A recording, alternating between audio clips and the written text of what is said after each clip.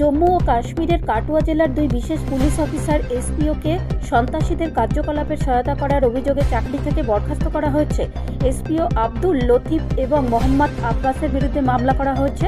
জম্মু ও কাশ্মীর পুলিশের সন্ত্রাসীদের প্রতি সহানুভূতিশীল বা দেশবিরোধীদের কোনো স্থান নেই, একজন কর্মকর্তা জানিয়েছেন। এইদিকে রবিবার টানা দ্বিতীয় দিনের মতো কাটুয়া জেলা জুড়ে সিম কার্ড বিক্রির আউটলেটগুলিতে পুলিশ পরিদর্শন অব্যাহত রেখেছে।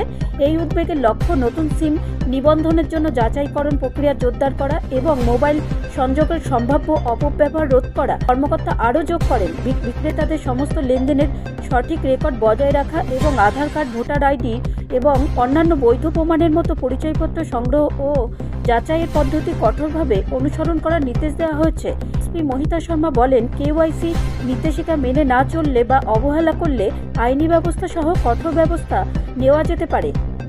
ব্যুরো রিপোর্ট, রাষ্ট্রীয় কুশল বাংলা।